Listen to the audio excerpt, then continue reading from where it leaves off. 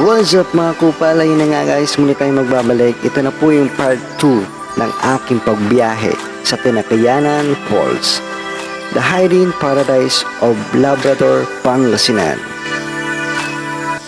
Yan, maganda dito guys. As in talagang maganda yung falls na yun. As in talagang kulay blue ata yun eh. Parang may pagka blue green, parang gano'n. Ayan, paakyat na naman tayo ulit. Tinakayanan Falls is located in Sitio Katampat, Barangay Bolo in the town of Labrador, Pangasinan.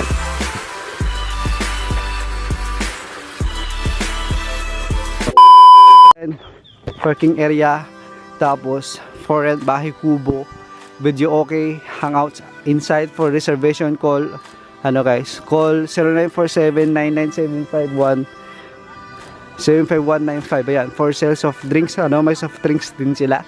Ayan, inside, dito lang guys, dito lang mismo. Parang nawala ng tubig guys to. Kasi dati marami to eh. Ayan o, yan yung pupuntahan namin pababa. Nung nandito pa lang kami dati, ano, maririnig mo talaga yung tubig eh. Kasi tara, maririnig mo na. Ngayon parang malaat ang tubig eh. Ha? Wala. Wala, sa taga ko, wala sa ano.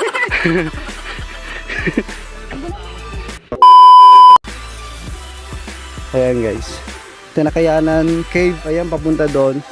Hindi ko pa doon napupuntahan, pero ano, try natin puntahan to.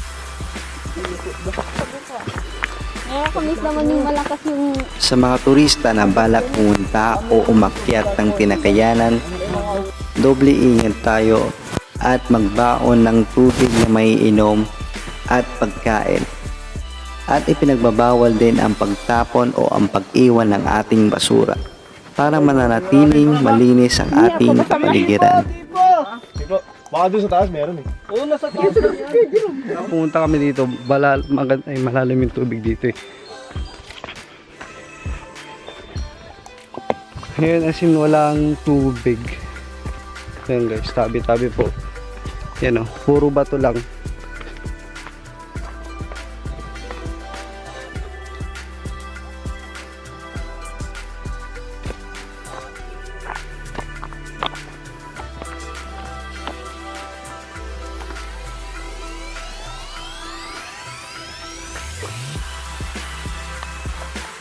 Tabi-tabi po.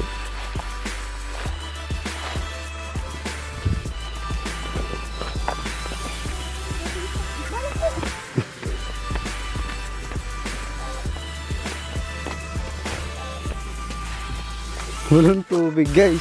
Walang tubig. Kasi talagang walang tubig guys. Huwag nyo nang balaking pumunta dito ah. Sabihan ko na kayo. Ayan. Walang tubig. Ganda, sobra. Ganda ng bato. Ayan, sa mga ano pala guys, bawal magtapon ng tubig dito. Bawal magtapon ng tubig dito. Hindi, baka magtapon ng ano, basura dito. Ayan, walang tubig guys oh.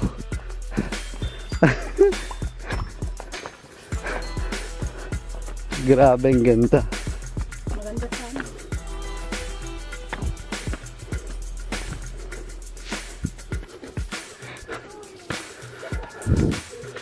Ang ganda oh. Doon tumutulo yung tubig guys, sa may taas.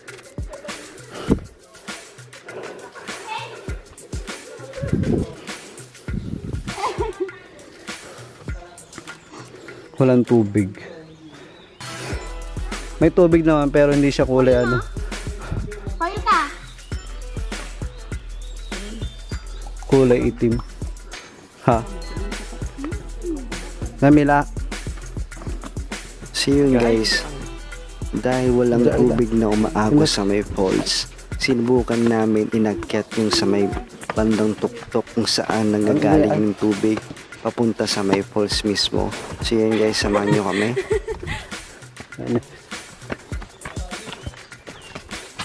Oops.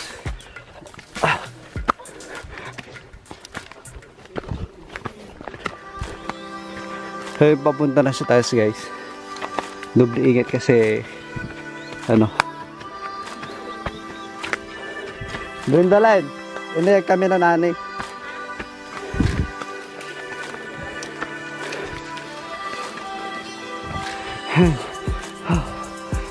Makarek yung ano dadaanan mo dito.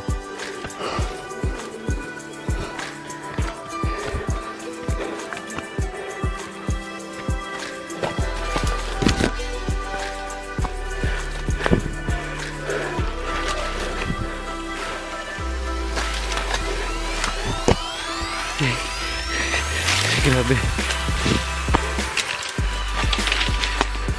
Oops.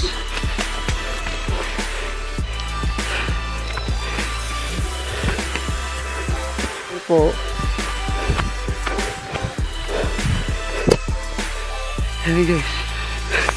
Kapagod. Ano dito eh. Walang tubig. Dito na namin sa taas kung meron.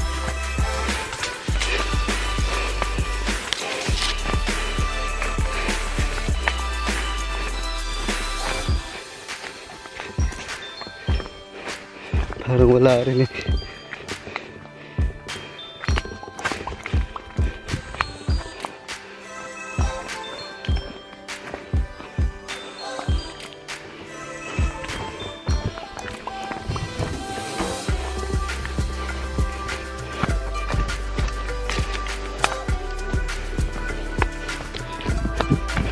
Yan.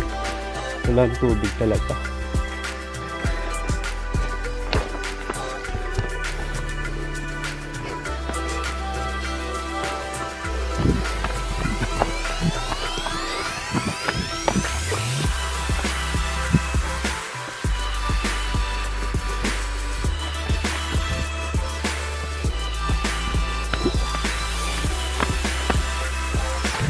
Saan po yung taas niya guys?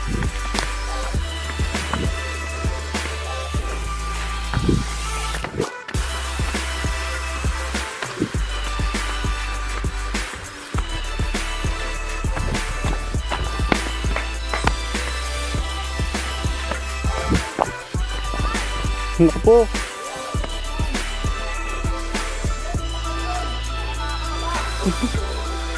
Ganda. May mga tito.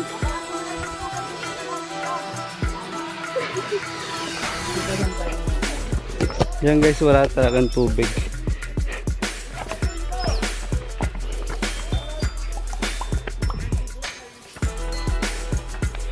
Yan.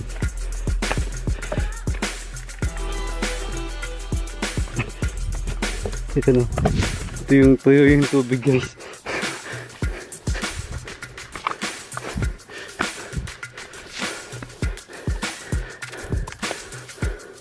Wala talaga. Asin talagang maririnig mo lang na ano dito guys. Maririnig mo lang na ingay yung kunin ng ibon. Yung tubig wala kasing tubig. Yan.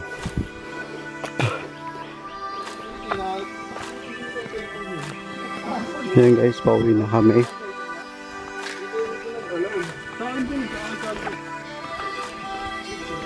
Dapat 350 pa lang sa akin para makakasampal eh.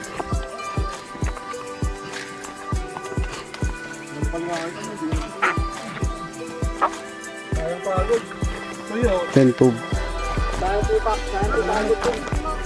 kakain lang kami, kain. Ay kakain lang.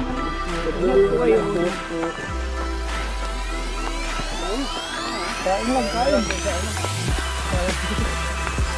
Selfie lang. Walang lugluban.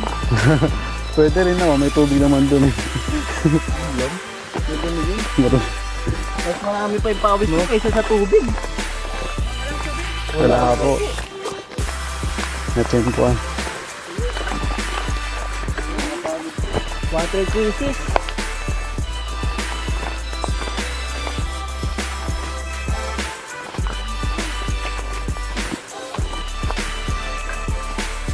So yun guys, sobrang init na.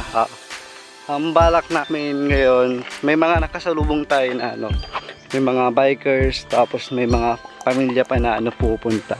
Yan, sinabi na namin sila na sulit pa rin, pero nakakaano lang kasi yung mga iba kong kasama galing pa sila ng malalayong lugar. Tapos yun, recommend ako din yung ano maganda, sabi ko yung nadating nila walang tubig kasi napakatahimik yung lugar dito guys. Ang maririnig mo lang yung huni ng mga ibon tulad nyan. Ayan, kapit tayo po. Ayan, next namin napupuntan siguro sa dagat na, tapos uwi na din sila. Okay.